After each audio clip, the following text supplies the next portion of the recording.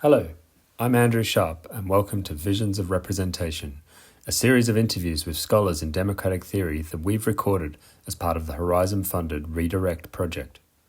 In these interviews, world-leading experts in democratic theory discuss their ideas about the shifting dynamics of practices of representation in contemporary political life. In this interview, I caught up with Prof Suzanne Dovi at the General Conference of the European Consortium for Political Research at University College Dublin in summer 2024.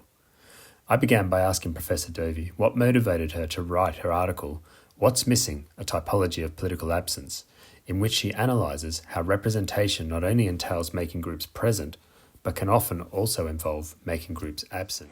So, in general, I feel like there's this huge gap between the way that we talk about representation as, well, it used to be like the second best, but now it's actually become the best form of democratic governance. And I started trying to reconcile that overly optimistic vision of democratic governance with the disillusionment with democracy that's currently present. And so I started thinking about, typically the answer to our representative problems is more representation, more inclusion, more presence.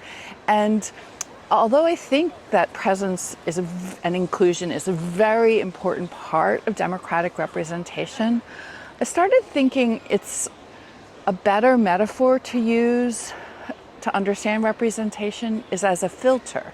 So you're actually sort of filtering out as you bring in. And, you could say, look, what's happening is whatever way you want to think about marginalized groups, is it the poor voices are being filtered out? Is it women in all their lovely diversity being filtered out? Is it the LGBTQ community being filtered out? And it's the overrepresentation of privileged groups that's the problem. Or and this is one of the things that really started getting me thinking was, like, in the United States, the Koch brothers are incredibly powerful force in American politics. They don't occupy any elected position, right? In fact, I'm not sure most people in the American public would know about them. And so here's this incredibly powerful force that has no formal presence, right? And don't run for any office, yet are able to influence our democratic procedures as well as our outcomes. And so this made me think, like, wow, when we think of poor people being absent, we're like they're powerless. And when we think of privileged people being absent, it reflects their power. And I started to want to really think about, okay, how does absence interact with presence in order to produce democratic representation, right? It has to be, that's why I started thinking, like, is there some pattern, right? Is there some, where we know, like, reciprocity, like taking turns ruling and being ruled, like that's always been recognized as a democratic principle. But I also started thinking about how, for instance, in Africa, the representation, Ali Tripp talks about how the increases of number of women in legislatures actually emptied oppositional civil society that put pressure on elected officials to act in women's interests, right? And so you can drain even as you gain more presence, right? And so I wanted to think, like, look, we now know that we should think about representation as multiple institutions. Laura Weldon talks about how it's the bureaucracy, the legislature, and the oppositional civil society. That's what produces domestic violence legislature. Well, we know representation requires multiple institutions, so we need to start tracking different ways of being present in absence. And that's what my vision of representation as a filter does is it gives us a preliminary typography of ways of thinking about presence and absence, and also thinking about two different types of absences. I argue that coercive absences are always undemocratic. That's why absences have gotten a bad name. We tend to think of it as slavery, disenfranchisement, removing people's rights, right? You don't have a seat at the table. And that is one undemocratic form. But there's also this other category called strategic absences, which is thinking about how representatives can make themselves absent in order to advance the opinions, perspectives, and interests of their constituents. I know it's like when you compare representation to direct democracy, right?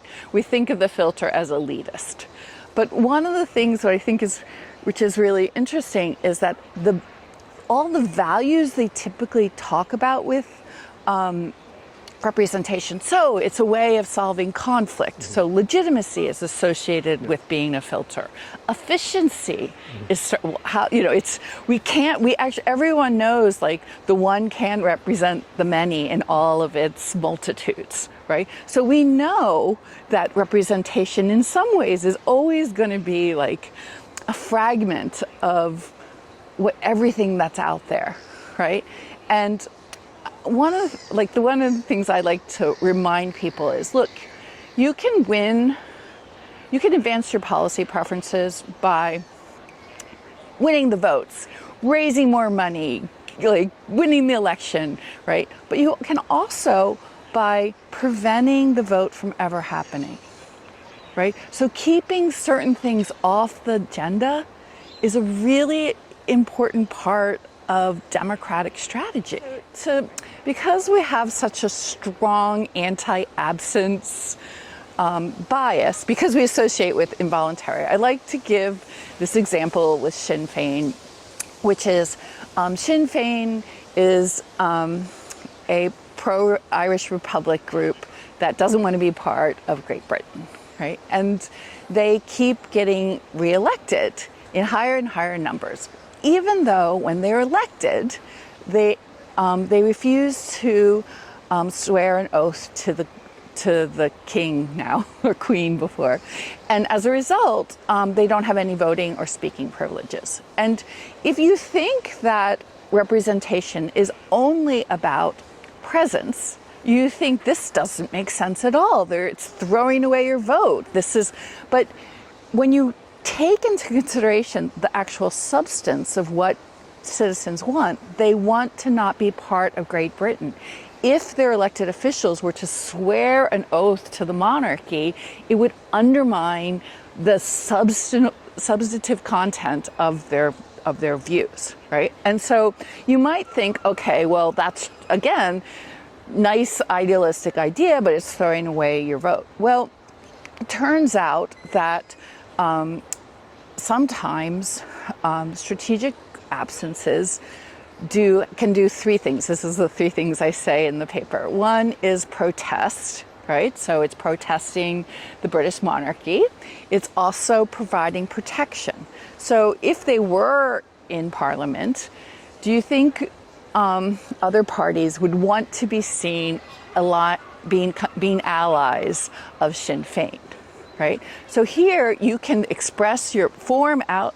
You can provide political cover through your absence, right? It also allows you to gain money in the States with, taking the expats from all over the world and arguing that we represent an independent Ireland.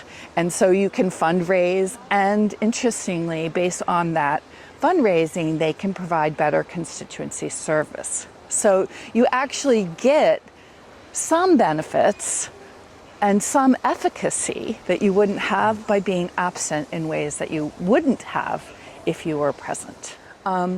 Absence and presence should be understood as having a variation. There are multiple ways of being absent, right? And this is true because in my paper, I argue there's 3 levels or dimensions of presence. There's attendance, there's voice, and there's vote. And then conversely, there's vacancy, silence, and stoppage, right? And so what's interesting is, like, suppose I'm really mad at Andrew and I give him the silent treatment. But you could say the silence is a form of expression, and so it's really a form of using my voice. But what's interesting is you can say, by not giving the content, by not explaining to him why I am angry, this absence makes Andrew think, why is she so angry at me? What did I do wrong? Right? I have to be reflective, right? And so the absence of the content, right, which if you don't recognize it as an absence and a presence, right, you ignore how absence can be democratically productive and create options, right? So if I refuse to meet with you, but I use back channels, it might put things on the agenda that normally wouldn't be put on the agenda, right? And so it's very important to recognize that, yes, absence and presence can overlap. And if you look on my little diagram, you see that they often do overlap. But that if we ignore the absence part of representation, we underestimate how absence is an effective strategy for representatives, and we also it's too rosy a picture of democratic representation to just think, oh, we'll speak our perspectives, we'll come to some consensus, and all will be right in the world, right? And that sometimes we can have too much presence, we dilute.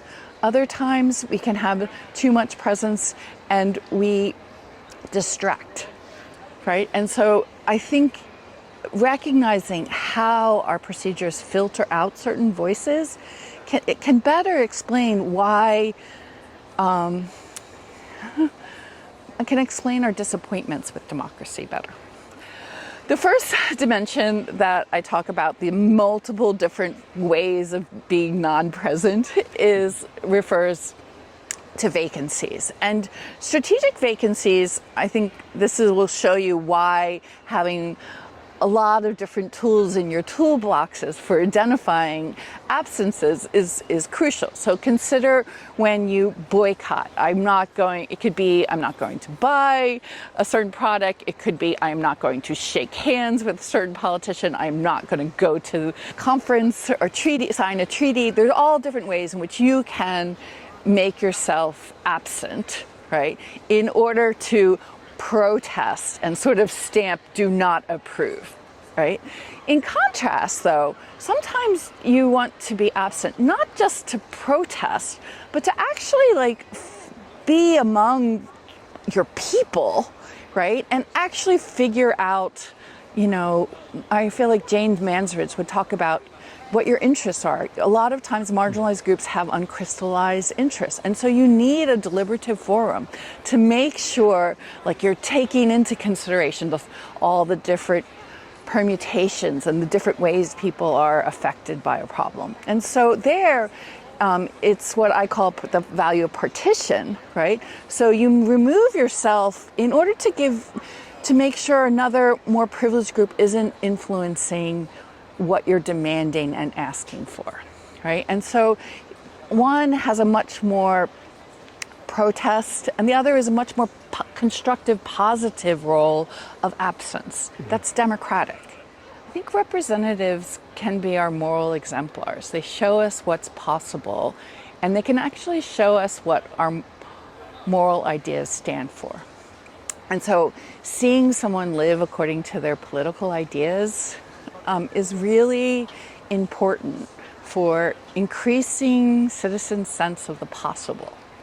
And so when representatives resign, right, when they're saying, I cannot support this war. I cannot be a participant in this horrific outcome. And it means so much to me that I am going to take a personal ambition for the team.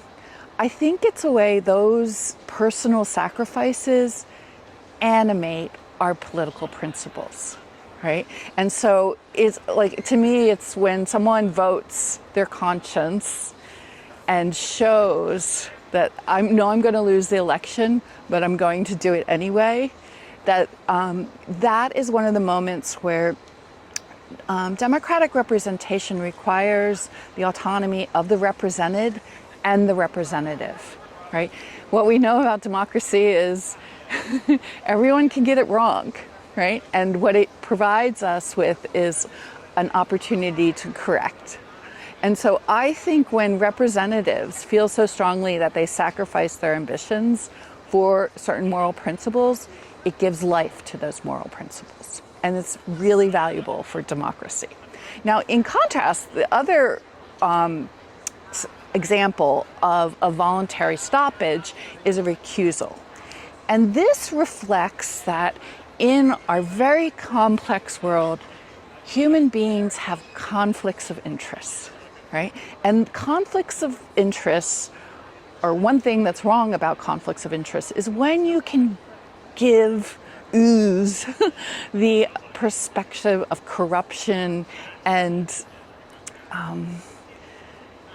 of corruption. And so when you say, I have, regardless of how I vote, it's going to look improper, right? The appearance of impropriety is crucial for preserving the trust in democratic institutions and the legitimacy of those institutions. And so making yourself absent for a vote, what is something that Clarence Thomas did not do, right, creates the perception that the wealthy bought the Supreme Court, right? And so when you have these conflict of interests, one way of preserving democratic legitimacy of democratic procedures, representative processes, is by recusing yourself. So both these examples, resignations and recusals, are tools in which absence reminds that the people are ultimately in charge.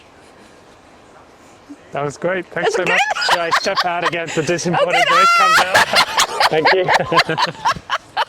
I'm real. Yeah, he's not just a voice. Okay, I'll turn it off. He's no longer absent.